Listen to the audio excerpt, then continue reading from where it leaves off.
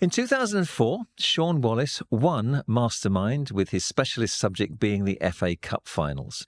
He was called to the bar in 1984 and has gone on to lead a successful career as a barrister. Outside of the law courts, he's perhaps best known as one of the chasers on The Chase, where he's styled himself as the Dark Destroyer. And he joins me now. Welcome, Shaun, to the show. Great to be here. You're looking very well. Thank you. Fit. Yeah. I try to look after myself daily. Well, that's good. Mm-hmm. We'll hear more about that in a moment. But yeah, people know you as the Dark Destroyer on The Chase. And you may know that I was with John Culshaw on one of the shows and we won 100,000 for charity. That's really good. That's fantastic, actually. And I was rather pleased you weren't the chaser, actually, because you're brutal, you're ruthless. I think we all are, actually. There's no real difference between us when we're quizzing. But, once the camera stopped rolling, we're just, normally... Yeah, of course. And how long have you been doing that now? Well, I was the world's first chaser, so I was approached in 2008 after the disappointment of losing the grand final of Are You an Egghead? So I then retired, actually, because I retired after winning Mastermind in 2004, because where can you go? They're not going to let me on Who Wants to Be a Millionaire, because they know that I win £1 million without even using a lifeline. So I decided to retire. I was then asked to come out of retirement to try to become an egghead. Got all the way to the grand final, lost again. I said, that's it, no more quizzing for me. I then get a phone call from ITV asking me to take part in what they consider to be an exciting new game show concept. So in the autumn of 2008, I went along for the audition. They asked me 28 questions out of 30. I got 30 questions. I got 28 out of 30. And they said to me, what am I doing now? And I said, look, I've retired from quizzing. I said, oh, by the way, I'm on the series of Are You an Egghead? They said, how did you do? I said, I'm not telling you. Use that as my audition. And I walked out. So once they showed me losing to Barry on December the 2nd, 2008, I then get a phone call, can I go to a pub on the Gray's Inn Road? I walked in. I've seen to my left a team of ITV commissioners. I've seen to my right a team of contestants. And we played the very first game in the show called The Chase. Oh, fantastic. And of course, Bradley Walsh is a fantastic host. Fantastic. I mean, I didn't know that Bradley at that time was doing a sort of run-through for the show. And we met him, both myself and Marks. We did the very first pilot in the old Granada Studios up in Manchester, the day before my 49th birthday. Now, I was supposed to be starting a trial at the Old Bailey then. I was doing I was being led in a really gruesome murder trial. And when I was asked to actually do the pilot, I had a dilemma. So I went to go and see my client, who incidentally I'd secured an acquittal a year previously on an attempted murder. So I said to him, look, I need to do this pilot. So once he gave me the permission, I then went to go and see my leader. And he said to me, as long as you get cover, Shaun, you'll be fine. So both myself and Mark went up to do the pilot. And that was the very first time I met Bradley Walsh. And I thought, oh, he'd make a really good host, because I remembered him from Wheel of Fortune and, Coronation Street. And we've been friends ever since. He's very quick, isn't he? Very witty. He certainly is. Yeah. And I found out that I'm 2 days older than him. Is that right? Yeah, exactly 2 days. So he always says on the show that we're twins from different mothers. Well, since we're talking about the quiz at the moment, where does this knowledge come from? Have you always been an avid reader? Or as a young kid, I was always fascinated by people who basically put themselves through the sort of rigmarole of sitting in a dark black chair, being intimidated by a rather gruesome quizmaster with lights shining on you. And I always wanted to do that. So I used to watch programs like University Challenge as a kid. I watched the very first Mastermind when it was on a graveyard shift in September 1972. And I was always really impressed by people putting themselves through that ordeal. And I always said to myself, I want to do something like that. But my first big passion is I wanted to be a lawyer. So, when I was 11 years old, I wrote to the Bar Council. The very first letter I wrote to an adult institution, Dear Sir, D-E-E-R. Spelling wasn't that great. But when they replied to me, Hilary, it gave me the sort of confidence that, why can't I be a lawyer? Because my heroes growing up were people like John Mortimer, QC, and the great, George Carmen QC. And Ron Paul of the Bailey was one of my heroes as well. And I used to watch. Remember Crown Courts? I do, yeah. Yes, of course. So those are the programs which I used to watch. And so I wrote off to the Bar Council and I kept that letter. as a source of inspiration. Absolutely, because a little bird tells me that you didn't do so well at O-level English. No, I didn't. It took me 4 times to pass O-level English. And that's one of the reasons I wrote an autobiography, because when people see you in the public eye, they think you're born rich, they think you're born clever, they think you're born famous. But I've got a backstory. And I think it's important to share when you do have adversity and setbacks. It can inspire others to actually, scale the heights which they can only dream of. And what's the autobiography called? Chasing the Dream. I look forward to reading it. Yeah, you're going to get a copy, mate. Excellent, excellent. So, I mean, you were called to the bar quite young, were you? 24? 24, yeah. I celebrated on the 27th of November 40 years as a lawyer. So to this day, that is my proudest achievement. I'm sure. Because as a young kid, I was told that I wasn't going to amount to much. I remember I went to go and see my careers teacher, and I had that letter. And she said to me, Wallace, what do you want to be when you leave school? And I showed the letter. She said, you, a lawyer? At best, you're going to end up packing shelves. At worst, somebody like you is going to end up in prison. I mean, she was right about me ending up in prison. I only forgot to say that after having seen my client, I can go home again. So to be told that as a 15-year-old boy was devastating to be the very least. But for me, the one thing I was determined to ensure that I'm going to stay in control of my own destiny. But the only way I could ensure that, Hilary, was to educate my mind. Well, people are written off, aren't they, before they get a chance? But to have an ambition and to achieve it is quite something. Yeah. And you've done that. So I need to ask you, when you're in the Old Bailey, for example, in a murder trial, for example, you've got a defendant that says, he can't be the judge. He can't be the barrister. He's the bloke off the telly. Because I get that in the surgery. Yeah. You can't. You're not a proper doctor. You're off the telly. Yeah. Do you get reactions? I don't actually. The one thing I can't help is who I am, who I look like. But I keep the two twin careers running completely separate, because jurors are not impressed with Shaun Wallace, the Dark Destroyer. They'll be impressed by Shaun Wallace, the lawyer. And the one thing my fame can't do, or my sort of celebrity can't do, it can't change the evidence. It's not going to change the evidence. Similarly, if you give advice to a patient, that's not going to basically change all of a sudden magic away what any ailments they have. You've got to be objective. You've got to be dispassionate in relation to the advice you give. So I'm sure, like you, I keep the two things separate. Yeah. And I think probably like me, that professional qualification has kept you grounded. So TV is just TV at the end of the day. You know what, as I was saying to you just before we came on air, that I've used my skills in a transferable way. You're taught to think on your feet as a lawyer. You're taught to be fearless. You're taught to research. I've appeared in the Court of Appeal. So answering a question on the chase and getting it wrong holds no great fears. But the one thing which I'm always conscious about is this, that although I'm grateful to be in the public eye, the entertainment industry can be extremely fickle. So, I'm a lawyer who happens to be on TV, not the other way around. And I'm sure you have the same views. Absolutely. Now, I've always wanted to ask you, when you're chasing the contestants, are you under pressure not to give the ITV's money away by not getting it right? We're not. Because A, as I say, we're professional. B, it's the producers who set the figures which they put up. Yeah. And I play as if I'm playing, it's my own money. Okay. So I get great satisfaction when the other day, they haven't shown it yet, where I took £100,000 from a team with about 2 seconds to go. Just to see their face was fantastic, because they've come in there with nothing. But in saying that, I'm the only chaser who will go and see the contestants afterwards, whether they win or lose. I'll always do that. That's nice. Well, just right. Paul Sinner, we won 100 grand with 1 second to go. Yeah, exactly. So it's the other way around. Yeah, exactly. Really nice. So it just happened. Now, you've also dabbled in politics, because you stood as an independent MP potentially in 2005. For Brent South. I'm going to tell you the story behind that. So after I won Mastermind, it's like everybody was hanging on my every word, especially the sort of press. So it was 3 weeks into the election, and I was supposed to go and see Paul Boateng in the beginning of 2005 because he wanted to sort of thank me because we were in chambers together.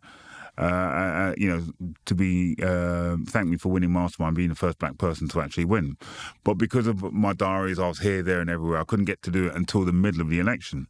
So anyway, the day before I was supposed to meet, I get a phone call from the Voice newspaper asking me if I'm going to stand. So I said, I'm not really interested in standing newspaper, as a politician, no. So when I met Paul, he then brought the then prospective Labour candidate to replace him, which was Dawn Butler. Now, Brent South, as his the constituency was then, had the highest majority in the country at the time. So I told him about the fact that, I've just asked. He goes to me, well, you stand no chance of winning. Well, I know that. And it was like a red rag to a bull. And I suppose I let the ego get the better of me. And I went straight to the town hall, paid my deposit, and I had 10 days to take part in the election. Printed posters, took part in the hustings, and I came fifth. I got 297 votes, although 3,000 people came in and said, I voted for you, Shaun. Really? How'd you word on it? Excellent. Yeah. Well, probably if you'd got in, you'd probably a poison chalice these days. Yeah, anyway, exactly. So but I think I'm far too idealistic to be a politician, to be an MP. Yeah. But look, you look really well and fit. You're a big guy, but in good proportion. So how do you keep fit? What do you do? Every morning, without fail, whether it be rain or shine, I always get up because there's a little mini outdoor gym. So since I turned 40, because I used to do a lot of running, I used to do marathons, I used to play football a lot, but I was conscious of the fact that in order to actually make a proper investment in relation to my health in years to come, I want to be as independent, both physically and mentally, as I possibly could. So I really started to actually train every single day because my mum and dad suffer from diabetes. My dad sadly died of motor neuron disease. And I wanted to make, you can never, ever stave off disease because, one thing I'm always conscious about is this, Hillary, we're born to die. But I want to try and keep myself as physically and mentally fit as I possibly can. And the only way you can do that is to make the proper investment by looking after yourself, eating well, training well. I'm not asking anybody to do what I do, what I used to do in the mornings, like 2,000 stomach crunches. 2,000? I used to do that every single morning. I'll cut it down to 1,000 now because, as I say, I've now got a pull-up bar right over my bedroom door. So I pull that up first. Yeah. Then I go outside, put a wetsuit on if it's snowing, train for about half an hour to about 40 minutes. Then in the afternoon, if I'm not filming or anything like that, I've then got my personal trainer, who is like a dear friend of mine. But when he trains me, I'm like a stranger to him. And that's how I want it. I don't want you to be sugarcoated me. If he tells me to do it, and he says that in a really sort of, demanding voice, I do it. Excellent. But every day, that's impressive. Every single day. That's fantastic. So do you have any health issues that you're aware of? Well, I went to have my regular annual checkup. They took blood tests to make sure that my PSA was normal, my sort of liver was normal, my heart was good, my cholesterol levels are good. But the one thing which is a bit concerning is my blood pressure. Because the last couple of weeks, or I'd say months, I've been waking up with sort of, dull-like headaches. And, sometimes you can sweep it under the corner and think that you're Superman. But it comes a time where you basically got to confront it. Because, as I say, one of the big silent killers is strokes. Yeah, that's right. High blood pressure. So I went to go and see my doctor, and the reading was extraordinarily high. So they put me on a course of tablets to make sure that to try and get that under control. I think it's important that, especially me being in the public eye, to let people know that if you do have issues, everybody knows what their body's like. Everybody can feel when you're not well or you're not feeling too clever. Those are the alarm bells that should be ringing, and you can't sort of, hide behind, fear or concern that there might be something wrong. Because if there is something wrong, the earlier you catch it, absolutely, the better it can be dealt with. So exercise is obviously therapeutic in its own right. Do you cut down on salt as well? That's what I need to do, cut down on salt. So, and I used to basically think, well, it's a silly attitude to have, a trade-off. Okay, if you're training that hard, then you can have sweets, because I really do have a sweet tooth. But Hillary, me too. Believe you me, I used to take 9 sugars in my tea. 9? Yeah.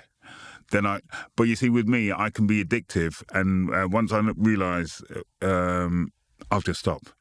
Similarly, I used to smoke a lot. Then I thought to myself, why are you smoking and running marathons? So the one thing I can do is just cut straight off, and I don't miss it. Do you take any supplements at all?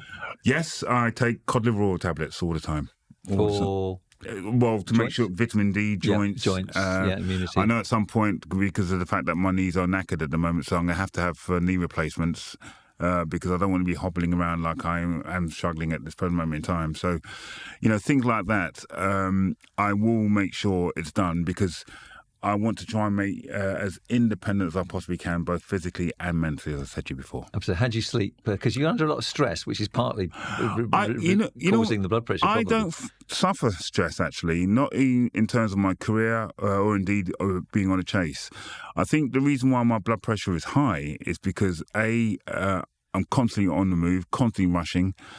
And as a consequence, you come off of that adrenaline, and I sort of, go to sleep. But sometimes I wake up in the morning, wake up mid-morning or in the middle of the night because of the fact that I need to go to the toilet, and that sometimes interrupts or breaks my sleep patterns. And by the time I do drift back off to sleep, it's about 7 o'clock, and I've got to get up. Yeah. That's what I need to really properly manage, because when I was on this TV program about 4 years ago with myself and Mark, I told them about my sleep apnea, and they did measure it. And I know that's something which I don't suffer it for now, but I know that my sleep patterns could be a lot better, given the fact that I've just turned 64. Yeah, and of course, a lot of people, they're working flat out till they go to bed, trying to sleep, and your mind can't just switch off if it's been going 100 miles an hour. You need to give yourself time. It doesn't, and as I say, I enjoy doing what I do, Hilary. I feel sometimes one of the luckiest people in the world, being a barrister, which I've been for the last 40 years because I've always wanted to be a barrister, and to have the additional fortune of being on TV, using the hobby I love, quizzing, turning it into a profession. So, Fantastic. It is fantastic, but at the same time, I've got to be sensible sometimes in terms of not rushing around. I've got to work smarter as opposed to working harder. Absolutely. And what's next for you? People always ask me that. My book's called Chasing Dreams. I'm always setting goals and challenges for myself, so I can inspire the next generation to be what they want to be. And although I'm always forward-looking in the future so far as myself is concerned, I always look back, because it's important, Henry, that people in our position put that ladder of opportunity for others to climb up. Absolutely. Fantastic. Well, before you go, we can't end, can we, without a little quiz of our own? We can't. So I have prepared some questions which are both medical and legal. Okay, let's go. So here we go. Okay. On the dome of the Old Bailey, you've got your statue of Justice. Her name's Thetis. Yeah, that's her. In her right hand, she holds the scales of justice. What's in her left hand? Is it A? A sword. Well done. It's not a blindfold and it's not a scroll. Yeah. Perfect. Good start. Now, 163 of his patients died unexpectedly, were probably murdered. This doctor stood trial in the Old Bailey and was acquitted in 1957. Was it Dr. Hawley Harley Crippen? No, he died in 1910. Was it Dr. John Bodkin Adams? Or was it Dr. Thomas Neil Cream? Always thinking. I don't know this one. I'm going to go for the middle one. Correct. John Bodkin Adams. He was trialed at. He was on trial at the Old Bailey in court number 1, I believe. Okay.